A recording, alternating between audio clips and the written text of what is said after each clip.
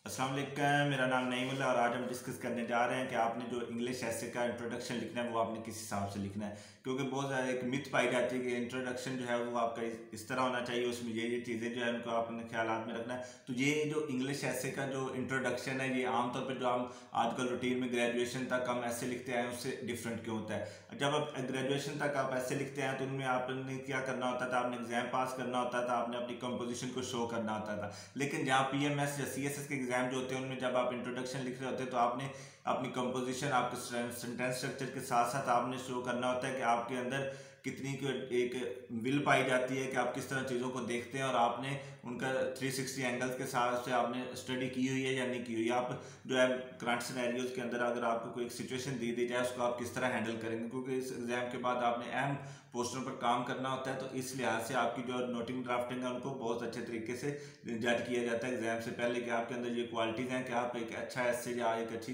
बात या एक अच्छी तहरीर लिख सकते हैं कि तो नहीं लिख सकते। तो जो मोस्टली जो एस्पिरेंट्स हैं वो गलती करते हैं इंग्लिश ऐसे के इंट्रोडक्शन लिखने के वाले से, वो ये है कि वो अपने टॉपिक को नहीं समझते, उन्होंने रटे रटाए उनके पास ऐसे होते हैं। उन्होंने लेट्स सपोज किसी ने ग्लोबलाइजेशन पे ऐसे तैयार किया हो तो ग्लोबलाइजेशन का जब वो वर्ड आपने टॉपिक सेंटेंस के अंदर देखते हैं तो वो ग्लोबलाइजेशन का जो उन्होंने याद किया होता है ऐसे कह लें वो उसको एज इट इज़ लिखना शुरू कर देते हैं और जब वो लिख के आते हैं बाद में जब उसकी चेकिंग होती है तो उसके मार्क्स बहुत कम आए होते हैं। तो ये ऐसी गलतियां जो हम अक्सर करते रहते हैं और इन गलतियों का हमने ओवरकम कैसे करना है उसकी मैं आपको स्ट्रेटजी बताऊंगा। आपने सबसे पहले बड़े ध्यान से अपना जो टॉपिक सेंटेंस है उसको आपने चूज करना है। जिस भी टॉपिक पे आप लिखने जा रहे हैं आपने उसकी ईच एंड एवरीथिंग को आपने डिस्कस करना है। अपनी एक साइड पे एक डायग्राम बना लीजिए, उस डायग्राम के अंदर आपने अपनी ब्रेनस्टॉर्मिंग करनी है। ब्रेनस्टॉर्मिंग करके उसके बाद आपने जो इंट्रोडक्शन लिखना है, introduction will be the complete introduction of your ऐसे।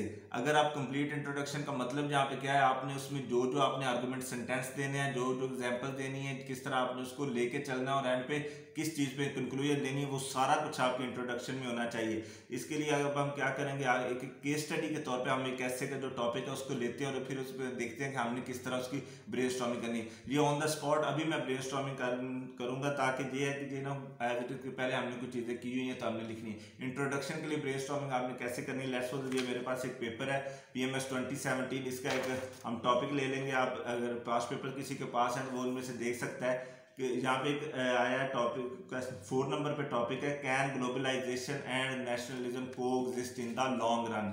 अब ये एक आपके पास इंटेरोगेटिव सेंटेंस टाइप ये एक स्टेटमेंट है तो इसको आपने प्लीड करना है। प्लीड कैसे करना है, जिस बंदे ने ये अब सिलेक्ट कर लिया कि उसने लिखना है कि can globalisation and nationalism coexist in the long run. अब इसके अंदर आपके पास चॉइस है, आप इसमें 2 वेज ले सकते हैं। कौन से? फर्दर ये कि इधर आप सिलेक्ट करेंगे कि वाकई नेशनलिज्म और जो दूसरा है ग्लोबलाइजेशन ये लॉन्ग रन में इकट्ठे चल सकती हैं। अगर तो आप येस पे जाते हैं तो आपके सारे आर्गूमेंट्स, आपका सारा इंट्रोडक्शन, आपका जो जितना आपने ये ऐसे लिखना है वो सारा इसको प्लीड करता हो। और अगर आप नो पे जाते हैं तो नो पे जब आप जा रहे हैं तो आपके पास इतनी इन्फॉर्मेशन होनी चाहिए, आपके पास इतना मवाद इसके बारे में होना चाहिए कि आप लिख सकें कि नहीं ये दोनों इकट्ठे नहीं कर चल सकते।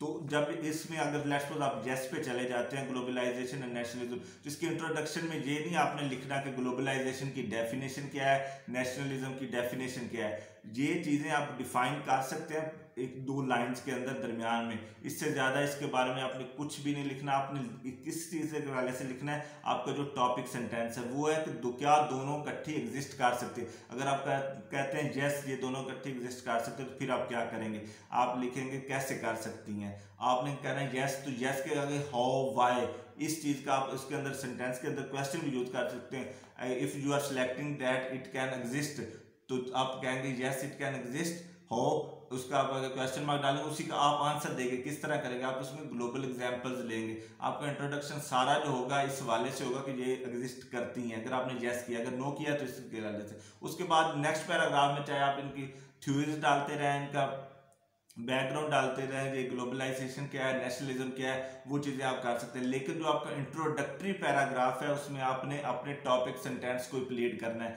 ये बार बार इसलिए मैं कह रहा हूँ क्योंकि हम गलती ये करते हैं कि हम उसमें उसकी बेसिक टर्मिनोलॉजी की तरफ चले। Introduction is not about the basic terminology, it is about the your topic sentence which you are selecting to write on an essay।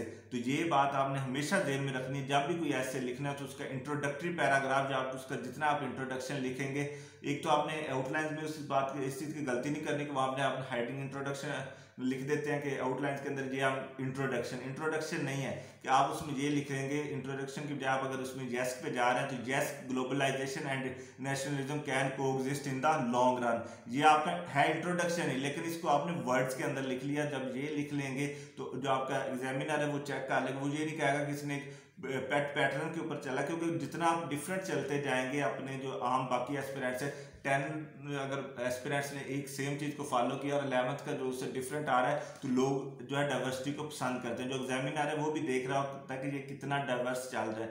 ये वही तो नहीं कि जो लकीर के फकीर लोग होते हैं उन किस तरह ये सारी चीज़ें बना रहे हैं। तो आपने अपनी आउटलाइन बनानी है, अपने वर्ड यूज़ करने हैं और अच्छे तरीके से उनको प्रेजेंट करना। और इंट्रोडक्शन के अंदर ही इंट्रोडक्शन आपने वर्ड बिल्कुल नहीं लिखना, आप उसके जगह पे उसकी टॉपिक स्टेटमेंट लिखे जिसको यहाँ पर आप प्लीड करने जा रहे हैं। आप जैस पे प्लीड करने जा रहे हैं आप जैसे लिखेंगे, नो पे करने जा रहे हैं नो लिखेंगे।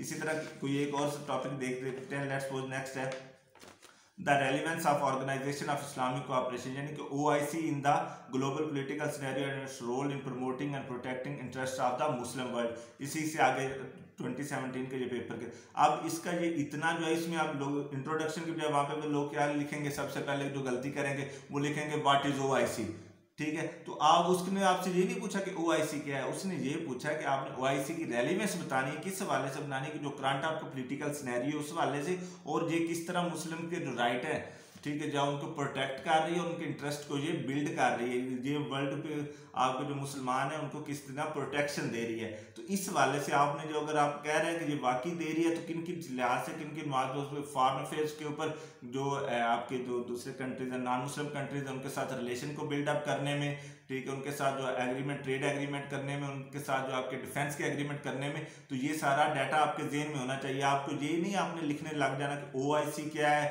OIC के मेंबर्स कितने होते हैं, या उसकी मेंबरशिप के लिए सिनेरियो क्या है, उसमें के मुस्लिम कंट्रीज कौन से ऐसे मुस्लिम कंट्रीज जिनकी ज़्यादा उस पर चलती ऑटोक्रेसी है। तो ये चीज़ें बिल्कुल नहीं लिखनी। जो आपने टॉपिक सेंटेंस के ऊपर रहना है, जब टॉपिक सेंटेंस के ऊपर आप रहेंगे तो आप एक अच्छा इंट्रोडक्शन लिख सकेंगे। और इंट्रोडक्शन में आपने इंट्रोडक्शन वर्ड यूज़ नहीं करना। ये मेरी आपको टिप है, मैंने जब भी कोई ऐसे लिखा है तो उसमें ये 12 मैंने कोशिश की है कि उसमें इंट्रोडक्शन का वर्ड यूज़ ना करूँ।